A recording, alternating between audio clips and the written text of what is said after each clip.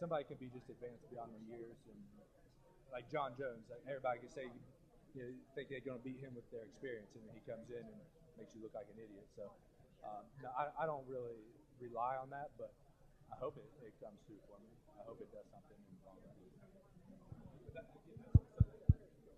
I don't want to win on hope, so that's So ultimately, you expect to show some mindset.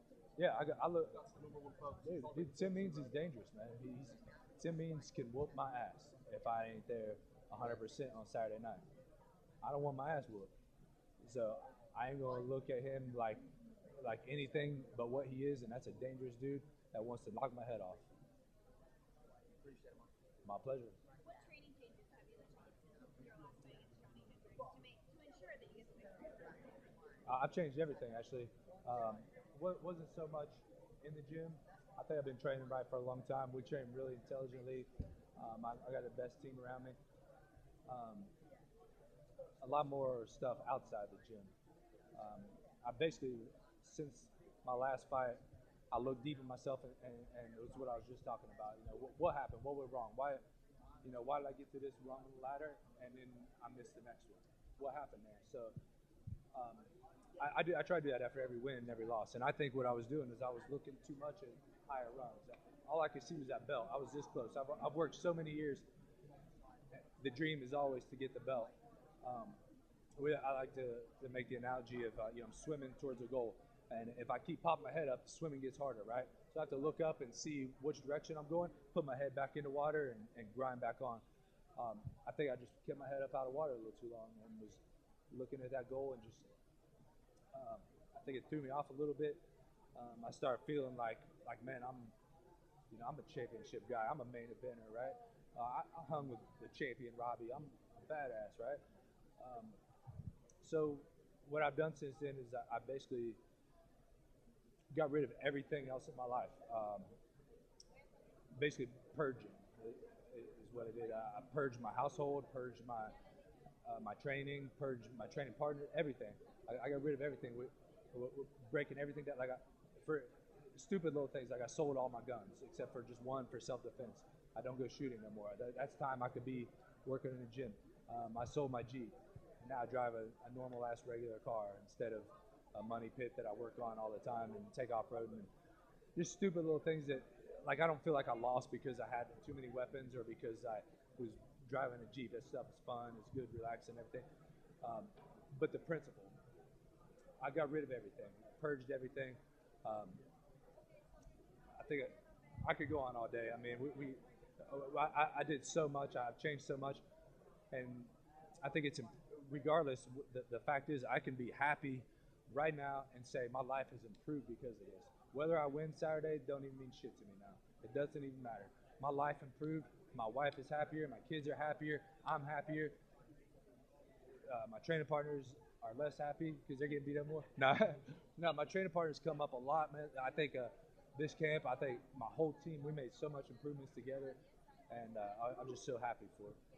That being said, do you want to use this fight on Saturday against him as a proving ground? As hey guys, I backed him by myself, but my focus is in the right place. Look what I did to Tim Means. I've thought about that, and I think I've even said in interviews, yeah, I want to do that.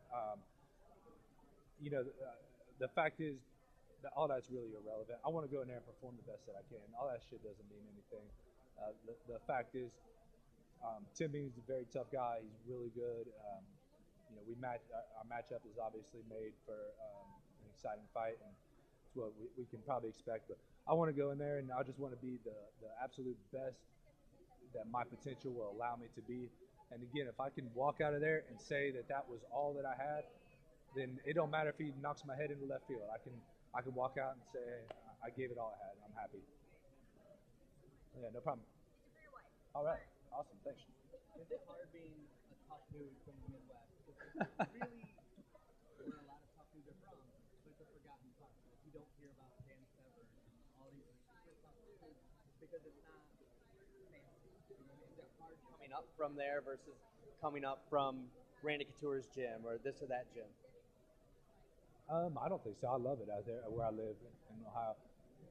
If there's a hard part about it, maybe it's like getting training partners to live there. Because who wants to go move to Columbus, Ohio, unless you're going to Ohio State for the girls and the parties, which don't make good training partners there either. So I don't find anything hard about it. I love the where I live, and I'm very happy about it. And how did, let's say another Midwest, Rich Frank, how do you guys, so there's a ton of dudes out there training and fighting, but they don't have the same training partners. How did you go next step? What was your motivation? Well, for many years, what I did was I traveled around. I went out to Vegas, Seattle, I've been to New York. I've been all around. What I've learned lately is they're all the same. Whether you got 100 training partners or 5, I'm still there. No matter where you go, you're still there. And that's what it comes down to is myself. I stopped. Musashi had a great quote. He said, "Everything is within."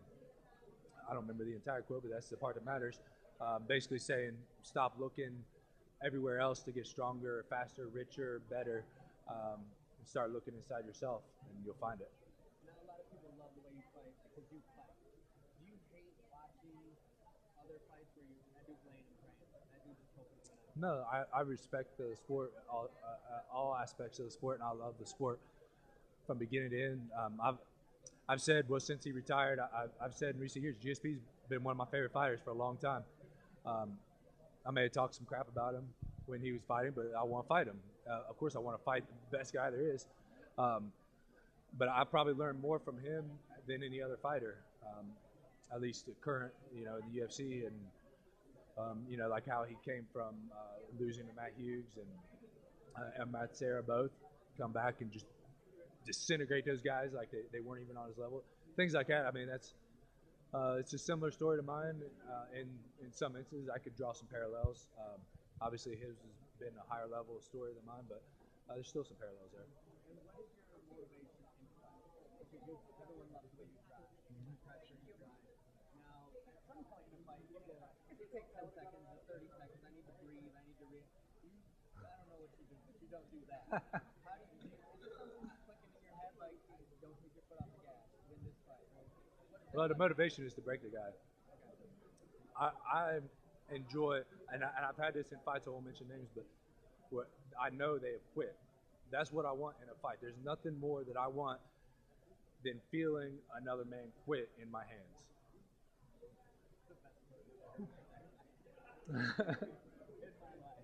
You're fighting a guy in Tim Means who's known to be pretty gritty, and I mean he gets in there and he brawls like you. Yeah, so in the clinch he's been dangerous. He's a long, lanky opponent. What are you going to have to do to make a guy like this break? Same thing I've made everybody else break. Everybody has a limit, even myself. Mine happens to be higher than a lot of other people's. I want to find that limit. I want to find it with him, and I want to find it with me. That's part of my motivation for fighting, is to find my own thresholds, find my own limits, and then push those limits, go beyond those limits. That's part of my own personal motivation. So when I get in a fight, I want to find that. I know, due to my training regimen, I know when I walk back in the corner and I can't breathe, he can't breathe. He's getting less oxygen than me. The more tired I am, the better it is for me, because I know he's more tired than me. There's just no possible way that he trained harder than me. There's no possible way that he put himself through what I put myself through. And when I feel